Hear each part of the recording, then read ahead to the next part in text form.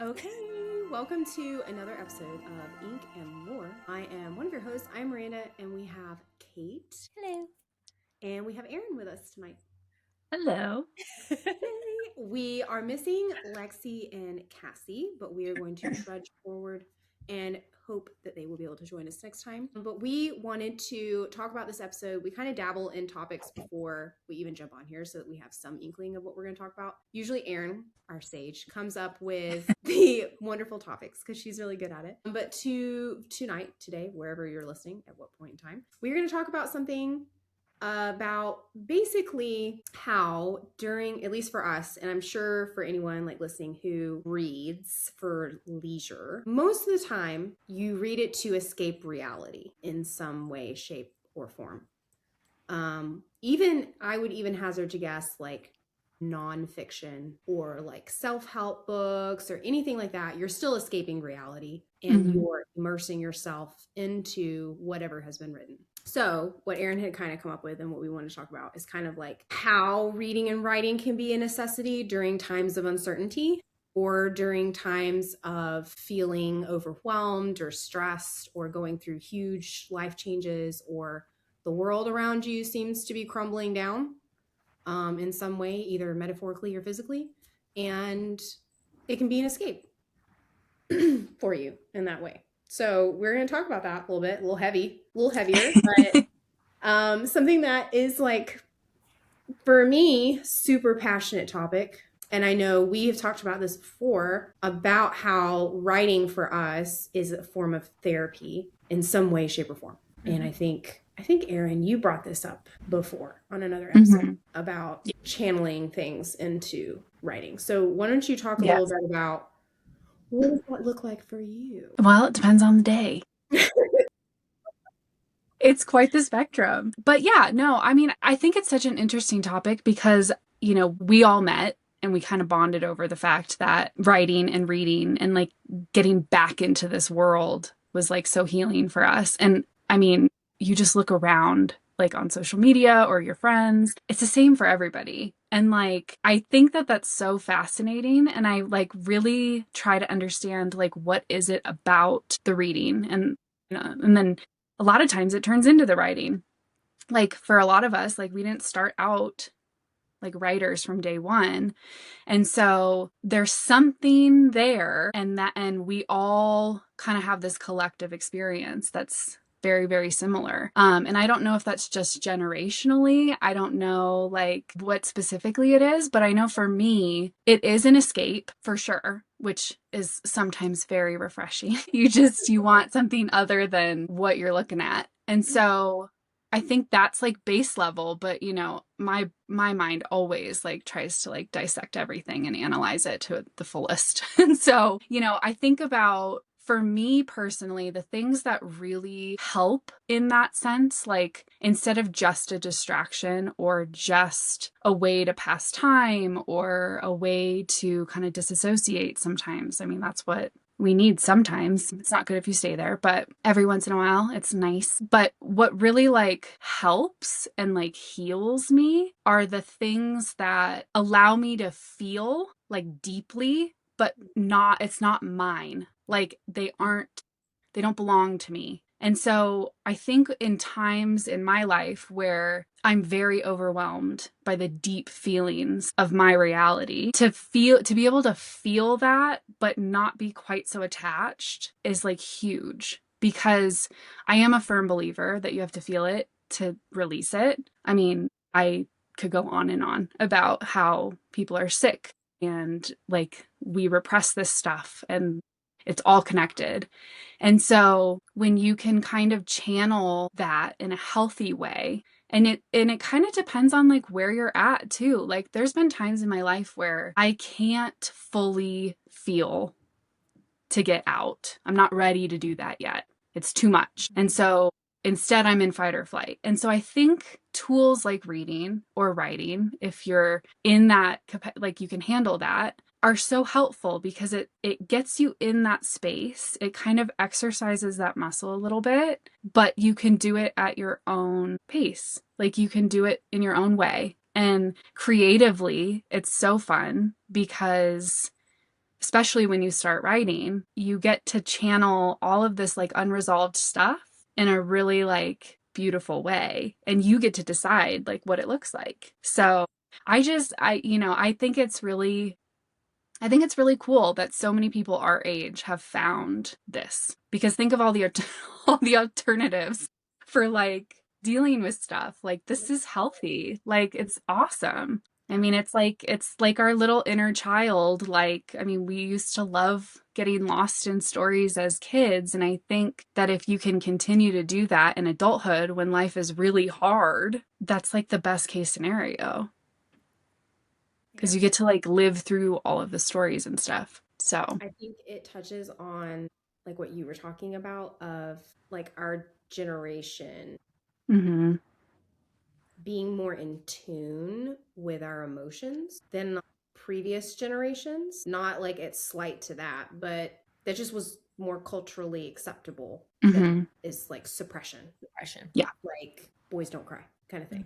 And so our generation, though, refreshingly so, is more in tune with our psychological and our mental stability and mhm, how we process things. And it's okay to cry and it's okay to have emotions. And it's, you know, how you react to them maybe is what you want to work on or try to make sure is healthy.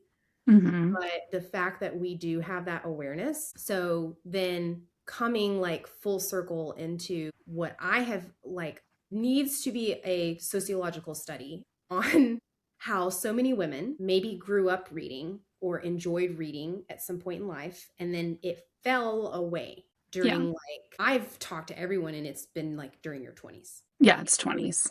like going to college, It's, like you go to yeah, it's college, life. All of a life. sudden you're a grown up. I don't have time to read. I don't have time to Yeah, read. it just It's doesn't no seem longer like the important. adult thing to do anymore. Spend Yep. your time Yeah. reading. There are so many other more important things to do that Yes. you think. And then you get into this point, you equal like an equilibrium almost, where things kind of pan out and you're like, this is life now. Like, this is Mhm. my life. And women discovered ACOTAR. I That mean, was honestly, a lot of that, the women I have spoken to, it was either that or the Yep. Fourth Wing series. Like, those Yep. were the two big ones. And it's like, there needs to be a study. There does.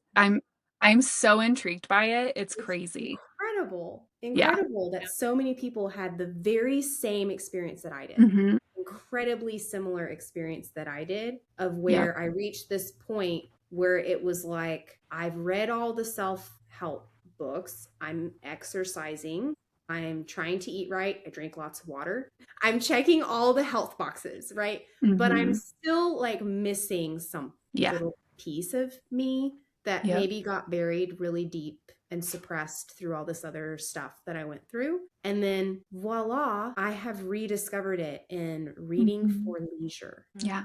And it's Fiction Particularly too. Court of fiction. Mist and Fury. Yeah. Yes. Book. And Like, why? Why is that? why that one book? You know, like I was recommended it from my sister-in-law. She was like, Mhm. I just started reading this and it's really good. You should read it too. And I had not picked up a book for leisure in 10 years. Yeah. Like 10 years. And I'm like, okay. And then I start reading it and I'm like, This I is what joy feels this like. is joy. There's that There you are. happiness. Like, I think it's where just have you been? like you're just like rediscovering the magic It's a rediscovery. It is. that you knew as a kid, or like just like the magic in life, and even Mhm. just like the lessons to be learned from Yes. these fantasy books are just so Yeah. profound in and of themselves. Like even something as simple as Harry Potter, when I rewatch the movies, or Lord of the Rings, when I rewatch the Mhm. movies and I remember the books and just like the lessons in those Yeah. books, like just to remind yourself of family and friendship and knowledge is power and like just things Mhm. like that. Resilience. Yeah, Well, it's And just so special that we it have. is. And I think to kind of piggyback on the generational aspect of it and how more open-minded we are for self-reflection. I think that using books, specifically fiction, as a tool, because when you think about the generation that were our parents, a lot of the tools and strategies were not modeled for us. So we're kind of at this weird cusp of like, we know we want to do better, but we weren't taught how. And so those feelings live in you and kind of stay stuck. And I think that through reading and then now through writing, it's like it creates such an empathy because you're putting yourself in the shoes of the main characters. You're seeing how things play out in a playful way. And so it helps kind of regulate you in a way because you weren't given those opportunities as a kid necessarily to like work through that in a non-heightened way, because you don't regulate when you're in fight or flight. You regulate after. So I think that that's so cool that we can use stories and use other people's words to kind of like teach ourselves how to do it. Grounding. It's like, for me, like being a mom, and then I had postpartum depression really bad with my first child, and that like consumed me to this point where it was like, who am I? Like, I was a shell of a person. And so like discovering that, like, in addition to, therapy and medication and doing all the other right things, it was like just another really helpful tool for me to rediscover who I am, and that I'm not defined by a role that I play. That's not my entire identity. And that part of my identity is things that I grew up doing and loving. And that is because that's just ingrained in me. And that's part of who I am. Being able to also like take from it, not only a positive coping mechanism, but then also being able to take from it, just like you said, there are so many just good lessons, good solid lessons that you can learn through a lot of these fiction, fantasy, sci-fi, whatever books that can either be like what not to do, right? How not to react to situations, or maybe I could try reacting in this way or acting this way, giving me strength, giving me encouragement, giving me fortitude to overcome these things that have otherwise been weighing me down, right? In any shape or form. Especially in hard times. Yes. When the world feels like it's falling apart around you and you are reading about a story where there's like hope and resilience and strength, I think it just kind of, bleeds into yourself, and you definitely feel it while you're reading. I know that I want to elicit that in readers when I write. So, and so that brings up Erin's point, is like, so you take the reading perspective, and that is incredibly powerful. Then you turn it into the author perspective, and when you shift those gears and you then become author, that's even more. It even like takes it to this next level, because you do get to determine, what do these characters go through? What do the lessons? What do they learn? Yeah. And are they lessons that maybe I wish I had learned? Link effect.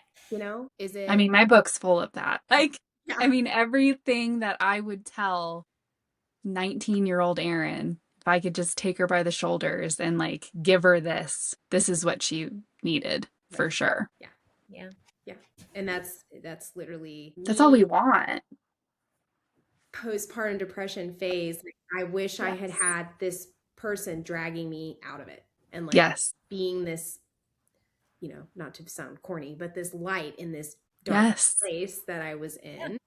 And that's the whole premise of my book. And I even started writing almost as like therapy.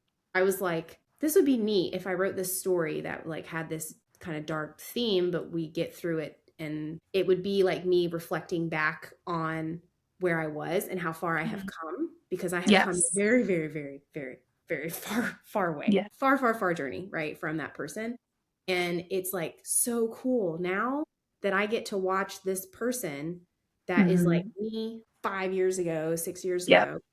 And then I know her trajectory. Like I get to determine like where she goes, how fast she gets there, and the tools that she learns along the way, and things that I wish had happened to me. That is really cool.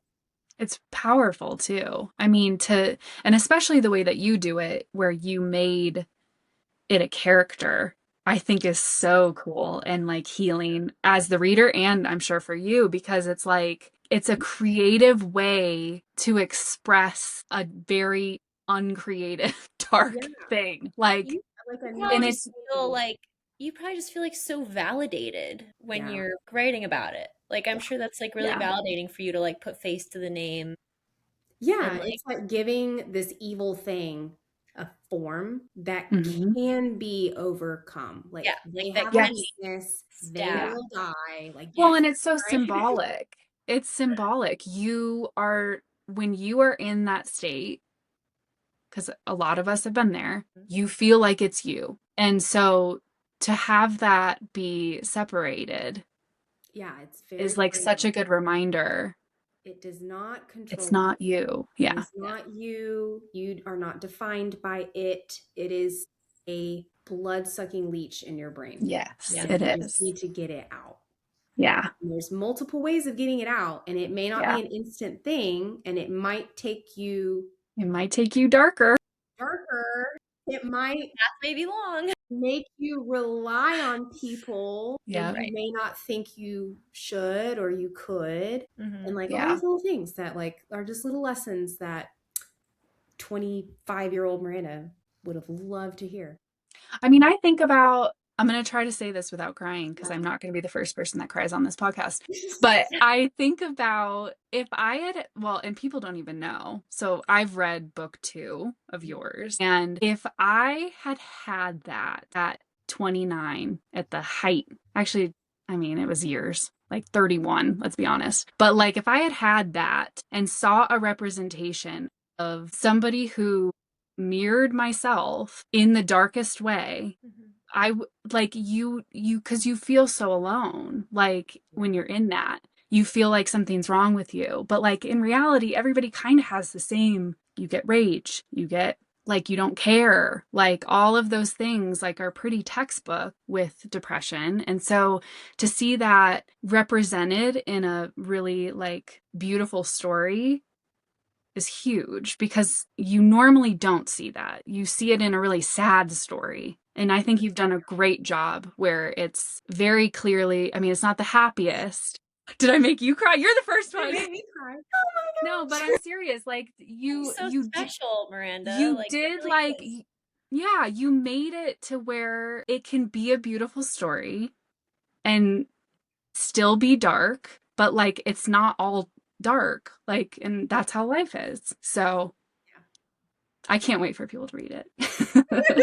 Oh, It's so good. oh my gosh. Yeah, it's thank you. You're welcome. It was my goal. I mean, I've had some You, really cool conversations, really impactful conversations on social media where people have reached out to me, women have reached out to me and have said basically what you're saying. mhm. They have experienced what this character is experiencing, and Yeah, to see it put on paper in a way that's tangible is very freeing for yeah, them. And yep. that was like, I like don't Like, all care. worth Like it. if I don't make another sale, if that is like, I mean, that's who it's for. that's Yeah. who it's for, That's who it's And for. I Yeah. even like I don't really have, this is not like a huge theme, but it is part of it is like the healer's burden Yes. of like coming to the rescue, healing people at the sacrifice of yourself, which is what, as nurses like Kate Mhm. and I and Cassie are, that can be daunting Mhm. sometimes. And it can be very, it weighs on you. It weighs on your heart, especially whenever you have to, in a nursing situation, you have to be professional and you have to put those feelings, you have to bury them while you Yeah. are taking care of someone. And then usually it's in the car ride home or Mhm. on the weekend that all that comes out. And so Yeah. having that too, I had a couple of nurses that messaged me and were like, I could feel the like sacrificial like burden Birth. that put on that Yeah. character of being the healer. Yeah. Yeah, it's so funny how, like, as healers and as nurses, we just subconsciously put that in our stories because I have that in mind You too. do. And whenever she heals somebody, she takes the injury herself. So that's like Mhm. It's a very, yes, the you I same. do. loved You do that a really good symbolism. job Yeah. of doing that very well You just, in your yeah, book. I felt like I had to do that in mine in some Mhm. way, like some type of healer's burden just Mhm. from nursing and COVID and because I definitely have scars from COVID that you cannot see. And Yeah. that's kind of like what I wanted to do to Vera in my story a little bit. Just like give her scars from the injuries she's healed, even though I she. loved that. Yeah. I did too. And it also like it's the whole like power at a cost kind of thing. Mm-hmm. Yeah. Yeah. Well, and even for somebody who, like, I'm not in healthcare and I still could take that energy you guys put into it and the intention that you had with it and, relate it to my life. Like, for me, it's like the sacrifice of breaking generational trauma and raising kids, like, while dealing with all of these other things. And it's like to see characters that are so, like, multifaceted. Like it's not just one little characteristic that makes the character. Like everybody wants those very human characters. Yeah. That's what makes them People lovable. look for that in fantasy books. They want their characters to be flawed and human Yep. and imperfect and make bad decisions and get angry and have dreams and fail, and it's just all part Yeah. of why we like to read, because we just relate the characters to Yep. ourselves. Yeah. And even though Erin's book is not published quite yet, I have had the privilege, and so has Kate, of being able to read a lot of Erin's manuscript. And Erin pulls in, just like you were talking about, like breaking these generational traumas, these things that have perpetuated for so long that Yes. you think that there is like no escape Yeah. off the crazy train. And then you have to be the person that steps off the tracks. And that can either be a really positive experience for everybody, or for you, that it's a good thing and you're doing the right thing, but it ends up being a torturous thing maybe to everyone else. And can create a lot of separation. It can create a lot of drama. It can create a lot of heartbreak and heartache. Yeah. And you do a really good job of addressing that and overcoming that. And I'm excited when people finally get to read it. I am too. And I love that you like have a literal labyrinth. Like how metaphorical. I mean, metaphorical. Yeah. my You're book literally traveling the maze of your life in there. it oozes with symbolism. Sometimes I'm like, is this too much? No, it's not. But I love it because I love and how I put it all in. To like the past in that labyrinth, like going, I can't give away too much, but going through and then getting to, interact with the past. That's super symbolic. Because it's like the past does help to shape your future, and then you get to decide what to do with it. So that's the direction in the labyrinth. Yeah. There's so much symbolism there. There's a lot. It's fun. Yeah. It's fun. That's the part I think I'm the most excited about, is like what people pick up on. Yeah. And like if they notice it all. Is that you don't think, you're like, this is so deep for me. Yeah. Just don't, it's very personal to me, and I don't know if people will really pick this up. And then when you get those DMs, and then they do. And you get those comments and stuff, and it's like, oh, okay. What? Like you picked up on this little thing that I put in there. Yeah. Mostly for fun. Yeah, I mean, I heard a good quote the other day that was like, writing is for the author, editing is for the reader. And that's like, that's the phase I'm in right now, where it's like, I'm just getting it all out. And like, that is a whole process for me. And then it just like elevates it, I'm sure, when readers start making it fit into their own lives and like picking up on stuff. So it's fun. They always say that your first draft is just you telling yourself the story first, and then whatever happens after that is like how you mold it into what you want it to be. Yeah. But like that first draft is like you're literally telling yourself the story, which is kind of interesting to think about. Yeah. Like there was nothing on the page before you started hammering away at the keys. Yeah. And you turn it into something really cool. So yeah, it's pretty cool. It's what we do. I'm glad we all found it. And it's just like this whole healing thing. I like now it has become a whole part of my personality of like writing and reading again. And this. And talking about it. I have friends. Friends that understand me. I mean, that is huge. That's a big piece of the puzzle, because if you don't have people in your life that you can like word vomit to about all the joys that it brings, like you got to have those people. You really do. You really Yeah. do. Like we have said this before, but finding each other like in the social media space, and then we all just really fit really well together. And Yeah. then we just all really like get along, and we're just I know, it's really all the same weird. person. It is. Isn't it weird? strange. I mean, statistically speaking, it's a little odd. It is. It is. Out of It's the not- billions of people. I'm like trying to think. I'm just like, I'm like, I can't think of 5 people in my real life I like this much. I in don't my in my hometown. Like I can't think of like I'm like I don't. 5 people. I got to pick 5 people I like and want to hang out with. Yeah, I like. I think of one in like the last 10 years. And it's my husband.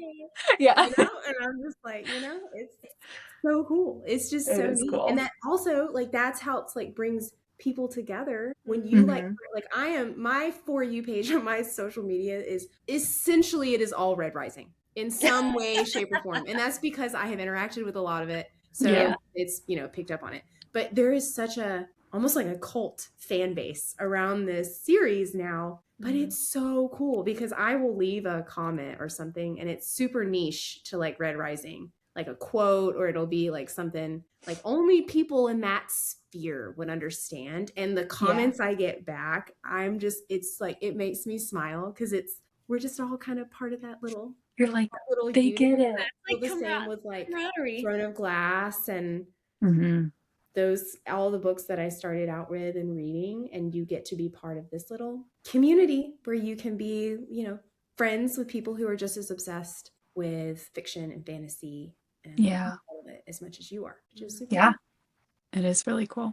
It's really cool. So the moral of the story is that if you have not read and write, you should. And if you have been thinking of writing something, you should. Even if you're the only person who ever reads it. I think it's really important to just get it out there. Because it may be the last little healing moment that you need that you don't even know what you need. Agreed. You know, I think that's fair to say. And I think that honestly that's exactly what happened to me. So Me too. Yeah. Well, this has been really deep and fun. And count on me. Shed some tears. But we appreciate you guys who are listening, our 5 subscribers or ever how many there are, for listening, and hope that this maybe gives you a little bit of encouragement during these dark times, and that maybe you can take this and use it as an incentive to pick up a book, to find some author friends, to start writing something, and use that as a positive way to cope with things that are out of our control. Follow the joy. Follow the joy. Protect the whimsy. Protect your peace. Protect your peace. Please do. At all costs. But we thank you so much for joining us. And if you have not subscribed, please make sure that you do on Spotify, and follow us on TikTok, Instagram, YouTube, all of our individual accounts as well. Check out Kate's book, Born of Shadow and Flame. It is now available on Amazon. She is a published author, y'all. And check out her book. It's incredible. It's amazing. And be on the lookout. We will keep you as posted as possible about Erin's book that is also coming down the pipeline as she writes it. And I'm getting close. Okay, guys. Have a wonderful day, night, whatever time it is that you're listening. Okay, bye.